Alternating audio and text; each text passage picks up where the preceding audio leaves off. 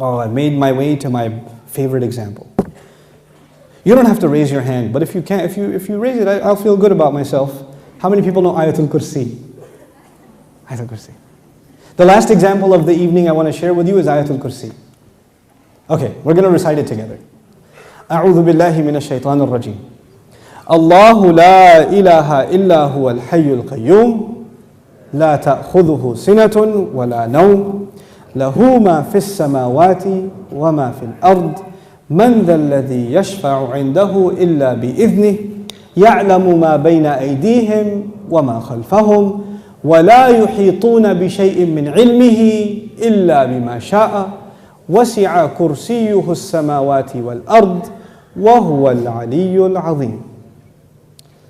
Ayatul Kursi is made up of 9 sentences.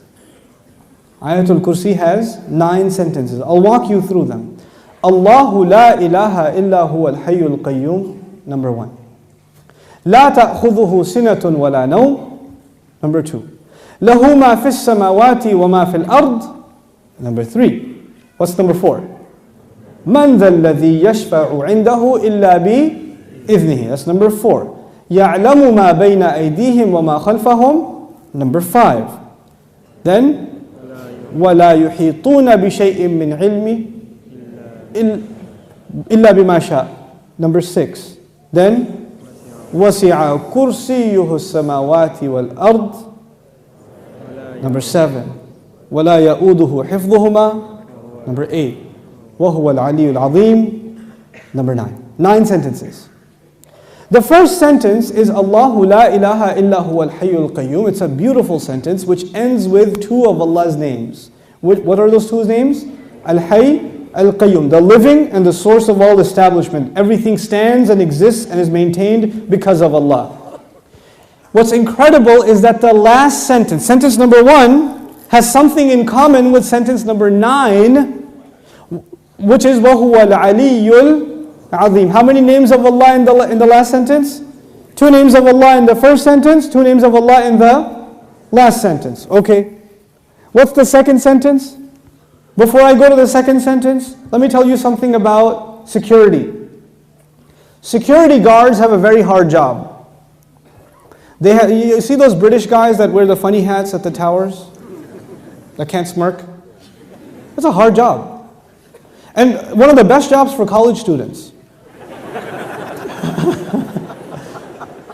But if you get a if you're in security, you have to sit in your booth. You have to stare at the CCTV for hours and hours. And does it move? It's the same picture. And you have to look at it for 12 hours, 8 hours. It's the most exciting thing you've ever done in your life. What tends to happen when you're guarding something? You tend to get sleepy. You tend to get tired. When you're guarding something, you tend to, so you'll see, of course you don't watch movies because you're very religious, but but in movies, they have these things called movies, and then sometimes they have an action movie, and the guy is trying to get inside a place, but it has a security guard, but the security guard is, so he grabs him, and he gets inside, because the security guard is getting sleepy. You understand? Okay. Allah Azza wa Jal says about Himself, لا تأخذه سنة ولا نوم. Drowsiness. Drowsiness happens when you're tired. Your eyes start kind of closing a little bit. You're not sleeping, but you're kind of half sleeping like that guy over there. I'm kidding. But you're half sleeping. That's sina. And of course, what happens after that? What's the next step? No. First comes sina. Sina is like, when you go to Jumu'ah, and the khatib says, Inna alhamdulillah, alladhi nahmaduhu, like that's sina. Okay? By the time he gets to Ayyuha al-ikhwatul kiram, that's naum. Okay? That's naum. Okay, so you know the difference between sina and naum. Drowsiness and then sleep. Okay. This is the second sentence. The second sentence is, these are things that creation has. Creation gets tired and it starts getting drowsy and eventually it falls to sleep. Or sometimes you tell yourself, no, I'm just closing my eyes, but I'm not sleeping. Okay, let me just close my eyes for a second. You're gone. You're finished. Okay? Now here's the thing. I know something about Sina and Nom because I'm a teacher by profession. Right? So, being a teacher is, you might as well do a PhD in sleep sciences or sleep studies, because you see students like, you know how people check out of a hotel? You can see their brains checking out. Like, in the middle of a lecture, like.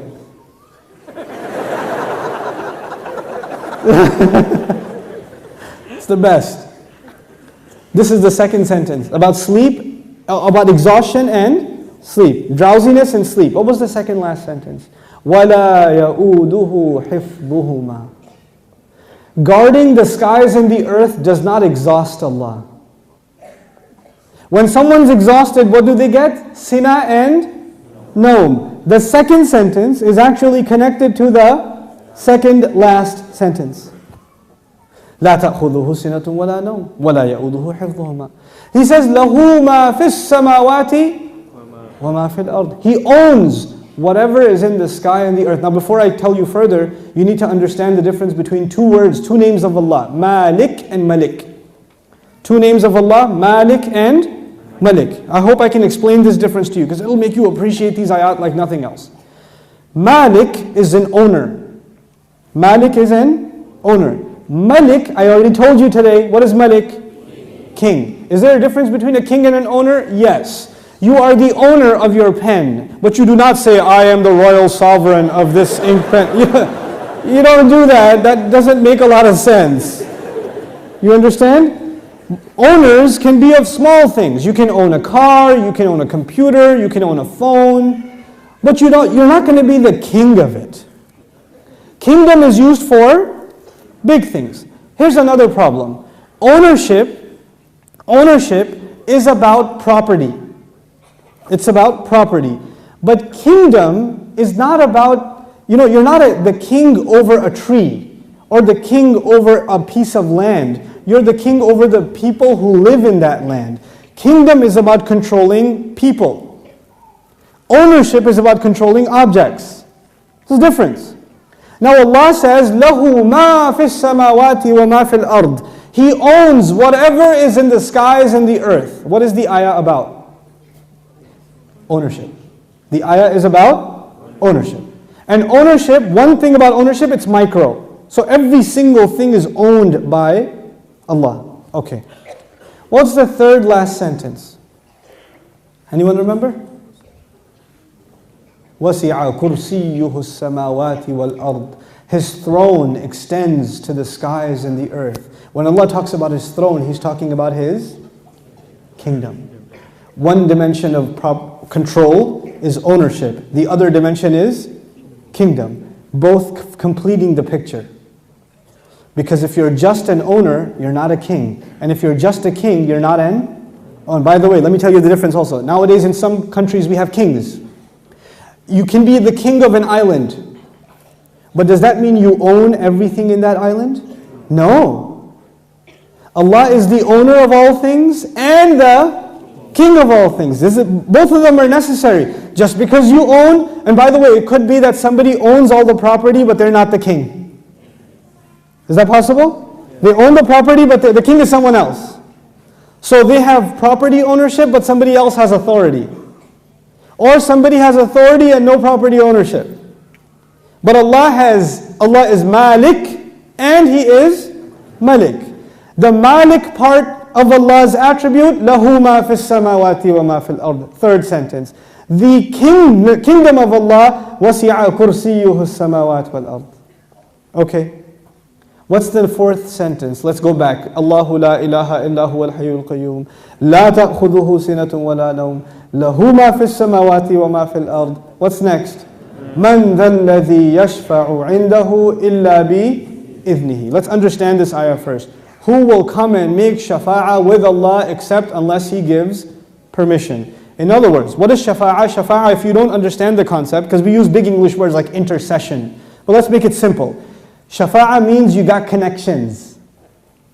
Shafa'ah means that you were about to lose your job, but your uncle is the manager and he came and said, no, he's with me. Okay, Balo. He's good. That's shafa'ah. On Judgment Day, we are in trouble possibly, and then somebody comes and says, no, they're with me. They're with me. Go easy on them, please. We beg Allah Azza wa Jal to qualify us for the shafa'ah of Rasulullah sallallahu alayhi wa sallam. And Allah says, nobody will come for you. Your uncle, your cousin, your dad, your mom, your boss. You're not going to come for you on Judgment Day and say, Ya Allah, actually he's not going to happen on that day. We're good. You know, nowadays you can do that. They're with me, VIP pass, so you can go inside. No, not over there. There's no VIP ticket. Except, the only exception is if Allah gives permission. So this ayah is about nobody having any authority unless Allah gives it to them. Nobody will have any authority, and the only exception, and the word exception is important, the exception is if Allah gives it to them. You clear about that? Yes. Okay. وَلَا يُحِيطُونَ بِشَيْءٍ مِّنْ عِلْمِهِ. They know nothing, they can control, they encircle nothing of His knowledge. إِلَّا, except بِمَا شَاءَ. The fourth sentence and the sixth sentence are both about a statement about Allah and the only exception. The statement was, nobody has authority to make a case except whoever Allah gives permission. They have no knowledge except whoever He wants to give knowledge to. Otherwise they know nothing. وَلَا يُحِيطُونَ بِشَيْءٍ مِّنْ عِلْمِهِ إِلَّا بِمَا شَاءَ. The fourth and the sixth sentence are correlated. The first and the ninth, the second and the eighth, the third and the seventh, the fourth and the sixth. What's left? Middle sentence? Yes. He says, يَعْلَمُ مَا بَيْنَ أَيْدِيهِمْ وَمَا خَلْفَهُمْ. Oh my God, He says He knows what is ahead of them and what is behind them. As though, and He knew what is coming ahead in the ayah and what was behind in the ayah. He put in the middle of it is, I know what's ahead and I know what's behind. Who speaks like that? Who speaks like that? SubhanAllah. The way in which Allah talks, the way in which Allah delivered this speech. And I want you to be cognizant of a fact. The fact is, we now read the Quran as a book. We read it as a text. We say sentence number 1, 2, 3, 4, 5, 6, 7, 8, 9. Did the Sahaba do that? Did the Rasul himself, sallallahu alayhi wasallam, says, look at sentence number 1 and sentence number 9 and 2 and 8 and 3 and 7? No, because he was just what? Speaking. He was speaking the Quran. We are able to see these things when they're put in writing. The Quran was so perfect when it was being given in speech. And which has more possibility of mistake? When you write something or when you say something? Oh man, when you say something, it's hard to take it back. Especially if it's on YouTube. That's hard. But if you're writing a nasty email, then you can, before you hit send, erase that and just say Eid Mubarak and then send it. You have a chance to take it back. But when you're saying something, it's done. There's no room to edit. There's no room to fix. Allah Azza wa Jal revealed this Quran not in writing. He revealed it in speech. He revealed it in speech. You know, I've sat with linguists, non-Muslim linguists, and I've shared some of these things with them, and they refuse to believe that the Quran is spoken. They refuse to believe it. They say it has to be written. It can't be spoken. I was like, you're right, it is written, just not in this world. It is written. You know, it's fi lawh al-mahfuz. It is written. But it was given to Rasulullah as speech. So it would become very clear to anybody who listens, this cannot be from a human being.